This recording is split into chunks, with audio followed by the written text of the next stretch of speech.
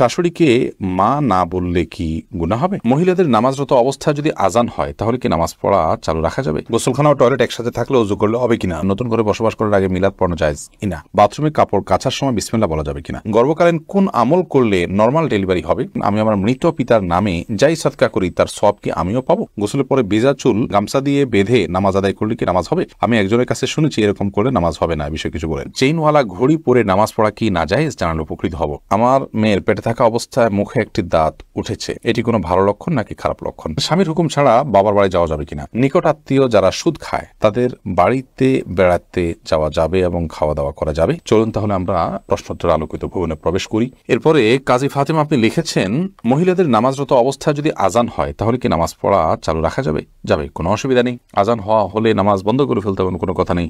আপনি নামাজ পড়ছেন, ইতিমধ্যে আজান শুরু হয়ে গেছে, আজান মুয়াজ্জিন সাহেব দিতে থাকুক, এদিকে আপনার নামাজ আপনি কন্টিনিউ করতে থাকেন, কোনো সমস্যা নেই।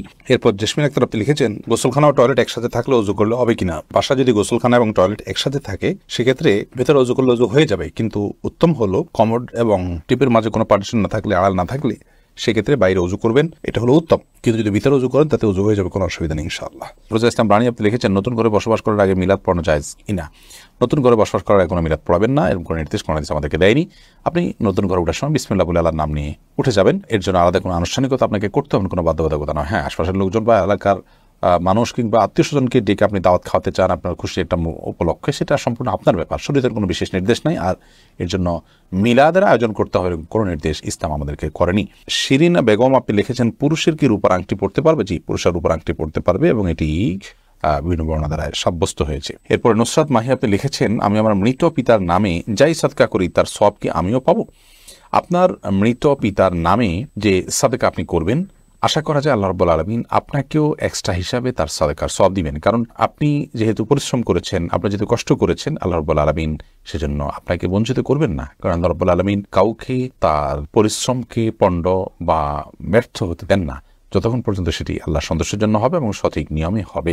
এমনি ফরাদ হোসেন আপনি লিখেছেন, বাথরুমে কাপড় কাচার সময় বিসমিল্লাহ বলা যাবে কিনা? বাথরুমে কাপড় কাচার সময় বিসমিল্লাহ বলবেন, বিশেষ করে যখন কমোডের সাথে আপনার ওই জায়গার পার্টিশন থাকবে।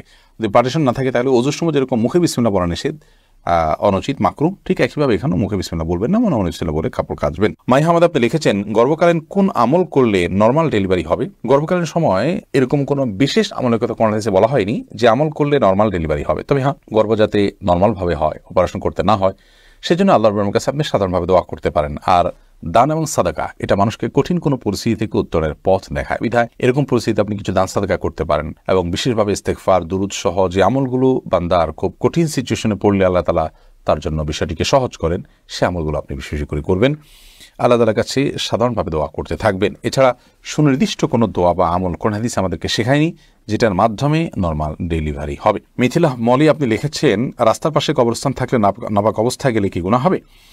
রাস্তার পাশে যদি কবরস্থান থাকে তাহলে সেই কবরস্থানে আপনি নাপাক অবস্থায়, অর্থাৎ আপনার ওযু নাই অবস্থা আপনি প্রবেশ করলেন, কোনো অসুবিধা নেই, আপনি জিয়ারত করতে পারেন। কবর জিয়ারত করার জন্য যে আপনাকে ওযু অবস্থা থাকতে হবে এরকম কোনো বাধ্যবাধকতা নেই।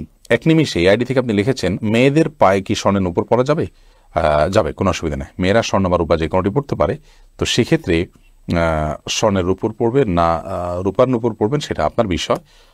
স্বর্ণ এবং রূপা এটা শরীরের কোনো অঙ্গ প্রত্যঙ্গে পড়তে নিষেধ, এমন কোনো কথা নেই। বিধায় মেয়েরা মাথায়, হাতে, কানে যেরকম স্বর্ণ পড়তে পারেন ঠিক একভাবে পায়ে নূপুর হিসাবে স্বর্ণ ব্যবহার করতে পারেন, কোনো অসুবিধা নেই। জারিফা জান্নাত আপনি দেখেছেন, গোসলের পরে ভেজা চুল গামছা দিয়ে বেঁধে নামাজ আদায় করলে কি নামাজ হবে? আমি একজনের কাছে শুনেছি এরকম করলে নামাজ হবে না, বিষয় কিছু বলে না, এরকম করে নামাজ হবে না এমন কোনো কথা নেই। আপনি একজন নারী হিসেবে আপনার পুরো শরীর আপনাকে ঢেকে নামাজ পড়তে হবে, শুধুমাত্র মুখমণ্ডল এবং দুই হাতের কবজি আপনি খোলা রাখবেন, এর বাইরে অন্য কোনো শর্ত নেই। আপনি গামছা দিয়ে ঢাকেন বা গামছা দিয়ে বেঁধে তার উপর দিয়ে অন্য একটা কাপড় দিয়ে ঢাকেন, কোনো অসুবিধা নেই। আইরিন সুলতানা মাহি আপনি লিখেছেন, টেপে ওযু করলে নিচে বালতি থাকে, ফলে ওযুর পানি বালতিতে পড়ে, সে পানি কি টয়লেটের কমোডে ঢালা যাবে?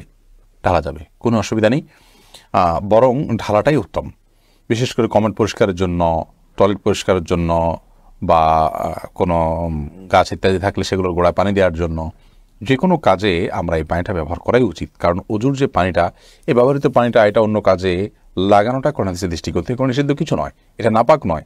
আর এটা আমরা হয়তো এটার মাধ্যমে পবিত্রতা অর্জন করতে পারবো না, কিন্তু অন্য যে কোনো কাজে আমরা ব্যবহার করতে পারবো। ধরুন কমোড পরিষ্কার করা কিংবা বাথরুমের ভেতরের অংশ পরিষ্কার করার জন্য পানি ঢালতে পারি, কোনো অসুবিধা নেই, কারণ এই পানিটা নাপাক নয়। কাজল আইডি থেকে আপনি লিখেছেন উজু করার পরে কি আয়নায় মুখ দেখলে উজু ভেঙে যাবে? না, কোনো অসুবিধা নেই, উজু ভাঙবে না। সৈয়দ আবু হায়দার আপনি লিখেছেন চেইনওয়ালা ঘড়ি পরে নামাজ পড়া কি নাজায়েজ? জানালে উপকৃত হব।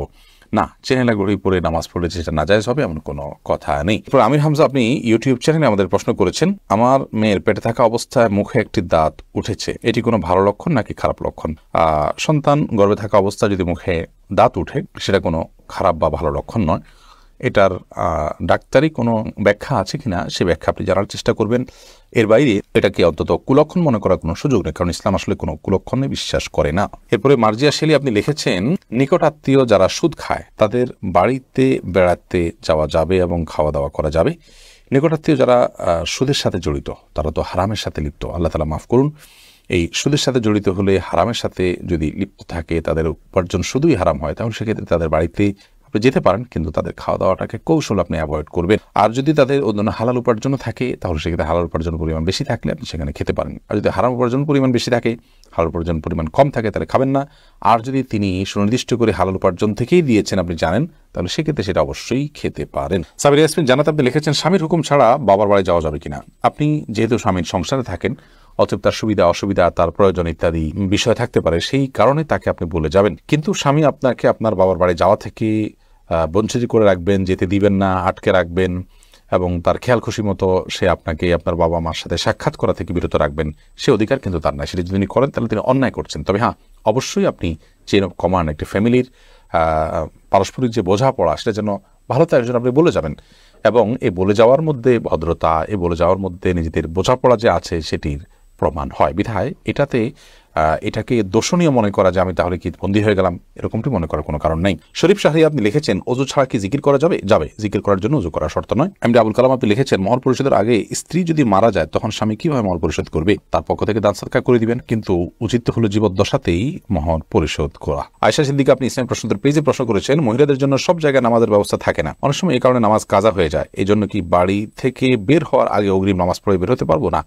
অগ্রিম বের নামাজ পড়ার কোনো সুযোগ নেই। নামাজ ওয়াক্ত মতো পড়তে হবে। ইন্না সলাতা কানাত আলাল মুমিনিনা কিতাবাম মাওকুতা, নিশ্চয়ই নামাজ ইমানদারদের জন্য নির্দিষ্ট সময় পড়াটা আবশ্যক করা হয়েছে, বিধায় সময় মতো আপনাকে নামাজ পড়তে হবে।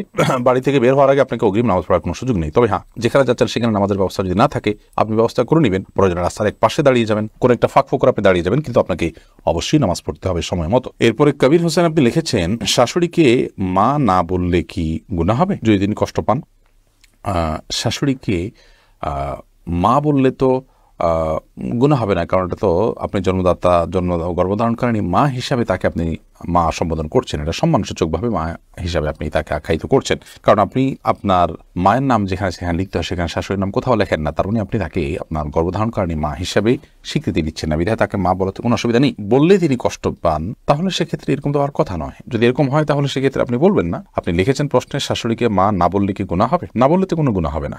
আপনি প্রশ্ন করার কথা যে মা বললে কি গুনাহ হবে কিনা, না বললে তো গুনার কিছু না। আপনি শাশুড়িকে আন্টি বলেন বা অন্য কিছু বলেন, তাতে কোনো অসুবিধা নেই।